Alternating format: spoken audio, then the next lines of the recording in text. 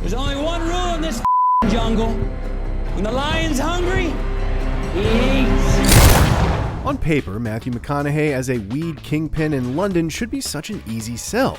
McConaughey has enjoyed a variety of roles that trade on his easygoing charm in the last few years. You'd expect that concept to give him a lot of latitude to play both into and against expectations. The only expectation the gentleman goes against is how boring that central conceit could be. Guy Ritchie's crime comedy features an impressive cast all doing their best to push this underworld tale forward, but muddled storytelling choices and uninteresting characters make the gentleman a letdown.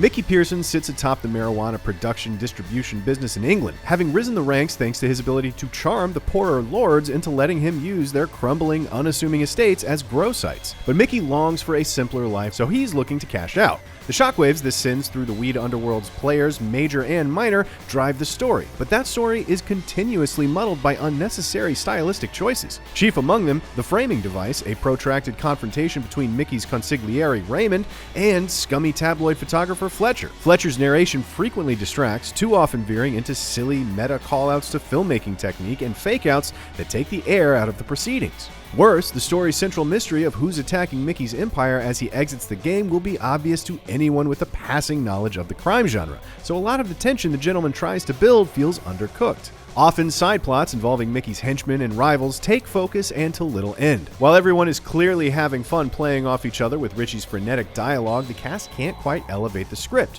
with McConaughey being the most disappointing example. The gentleman goes out of its way to make Mickey honorable and boring, and little of the supporting cast's exaltations of his power and influence connect to the tea-sipping snooze pulling the strings. It's rare to say a movie would have been more effective with less McConaughey, but maybe the mystique surrounding Mickey would have been a little more believable if we spent less time with him.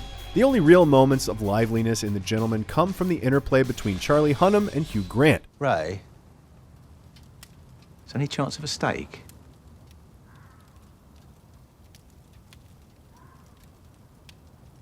Yeah, all right. Although their narration often leads the gentleman astray when they're on screen, Grant and Hunnam have an easy chemistry and provide most of the gentleman's genuine laughs. Michelle Dockery's no-nonsense Rosalind has a lot more fire than her husband, but is often relegated to a predictable gangster's wife function in the story, including one tone-deaf scene where one of the film's antagonists attacks her to get a reaction out of Mickey. It's certainly not the only groan-inducing moment in a movie full of casually racist characters and low-hanging jokes. His name is Fahak, but spelled with a PH, so it sounds like Fahak. Yeah, a character named you. That's the one. Fahak. Fahak. Hilarious. For as characteristically chatty as these Ritchie characters are, the gentleman really doesn't have much to say. There are no character arcs and very little in the way of commentary on the place weed has in our culture today. The most frustrating part of the latter is that the gentleman's demonstration of how the upper class benefits from the drug trade while the lower class fights for scraps seems like such fertile ground for social commentary. Instead, Mickey's arrangement with his lord friends is exclusively used to push the plot. Compounding this lack of any serious thematic drive is that the gentleman's action beats are few and far between, and most of them only involve secondary characters, so there's not a lot of investment in anything going on. When the main players do get involved, it often leads to a contradiction of one of Mickey's central tenets, which is to use words over violence whenever possible. Rarely is a problem in this movie solved without violence, and that further calls into question just why we should root for Mickey, who can't keep his own crew in line half the time and has little more to say about it than, well, do better next time, I guess. Early on, as Fletcher unfurls his knowledge of Mickey's business to Raymond, he teases, as they say in Hollywood, "I'm laying pipe."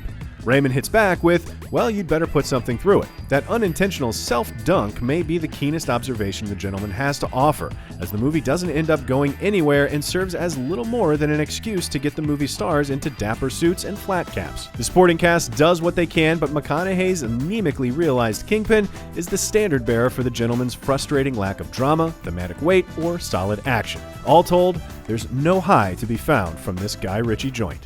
For more movie reviews, check out what we thought of Bad Boys for Life and Doolittle. And as always, be sure to follow and subscribe wherever you like to watch IGN.